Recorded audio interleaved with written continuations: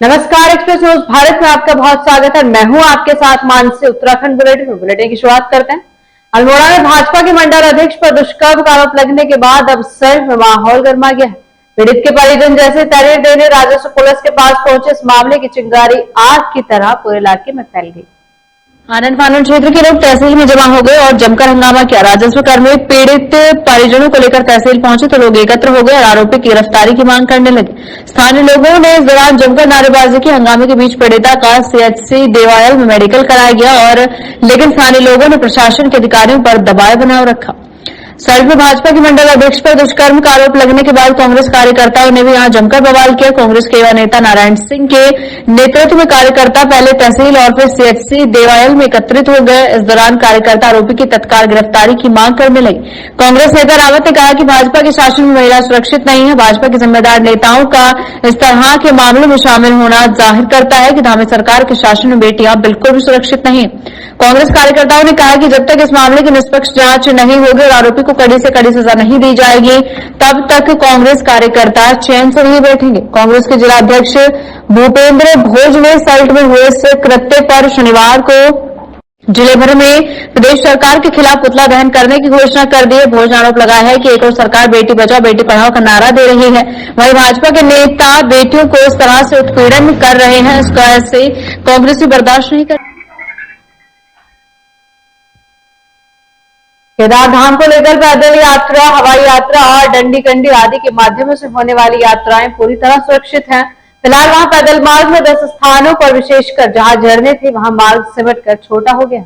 मुख्यमंत्री पुष्कर सिंह धामी के निर्देश पर केदार यात्रा पुनर्व्यवस्था का निरीक्षण कर लौटे भाजपा के प्रदेश प्रवक्ता और आपदा विशेषज्ञ कर्नल अजय कोठियाल ने कहा केदार यात्रा पूरी तरह से सुरक्षित है। 7 सितंबर से यात्रा पूरी क्षमता के साथ 2013 वाले पहले रास्ते पर चलेगी। उन्होंने कहा कि निकट भविष्य में दोनों रास्तों को अधिक क्षमता के लिए विकसित कर यात्रा को सुचारू किया जाएगा। पार्टी मुख्यालय में पत्रकारों से बातचीत में कहा कि 31 जुलाई की आपदा में लगभग वर्ष 2013 की आपदा जैसा ही नुकसान हुआ, लेकिन सभी आपदा प्रबंधन एजेंसियों ने शानदार काम किया।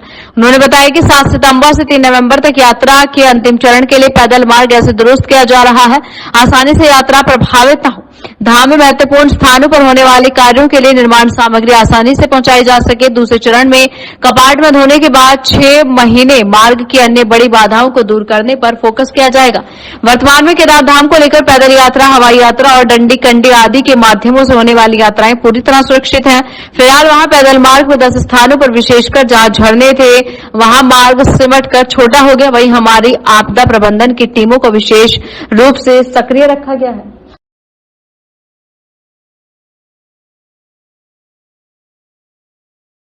पर पलटवार किया। उन्होंने सोशल मीडिया पर लिखा कि मैं विश्वसनीय नहीं हूं, लेकिन आपकी तरह मैं विश्वासघाती भी नहीं हूं। राजस्थान विधानसभा से सरकार गिराने की साजिश का बयानी तीर बाहर आने के बाद राजनीति के महारथियों की प्रतियंचा से अलग अलग बांध छूटने लगे। पूर्व मुख्यमंत्री डॉक्टर निशंक ने मामले को गंभीर बताते हुए जांच की मांग उठाई तो उनके समर्थन में सांसद त्रिवेंद्र सिंह रावत भी मैदान में उतर गए। पूर्व सीएम प्रतियंचा चढ़ाई और तीर छोड़ दिया। उनके छोटे बांध से बचे हलचल के बीच निर्दलीय विधायक उमेश कुमार ने त्रिवेंद्र पर पलटवार कर दिया। उन्होंने सोशल मीडिया पर लिखा, मैं विश्वसनीय नहीं हूं, लेकिन आपकी तरह मैं विश्वासघाती तो नहीं हूं। दरअसल पूर्व सीएम के त्रिवेंद्र ने कहा था कि जिस व्यक्ति ने 500 करोड़ से सरकार गिराने का बयान दिया है वो विश्वसनीय है और न ही उसे उत्तराखंड के सरोकारों से कोई लेना देना है। मसूरी में पत्रकार वार्ता में त्रिवेंद्र ने इस मामले की जांच कराए जाने की जोरदार वकालत की थी। शुक्रवार को इस बयान पर कानपुर के विधायक उमेश कुमार ने अपने फेसबुक पर एक लंबी पोस्ट देखी। पहले डॉक्टर निशंक, फिर हरीश रावत और फिर उनके बाद त्रिवेंद्र की जुबान से निकले बयानी तीर अब निजी हमलों में बदल गए हैं। पूर्व सीएम ने उमेश का नाम लिए बगैर उनकी विश्वसनीयता पर प्रश्न किया तो उमेश ने भी त्रिवेंद्र सरकार में गुप्ता बंधुओं को सुरक्षा देने, उनके बेटे की औली में शादी करने समेत कुछ और मुद्दों को लेकर सवालों के तीर छोड़ दिए। इतना ही नहीं, उन्होंने अपने फेसबुक पर एक पुराना स्टिंग भी जारी कर दी।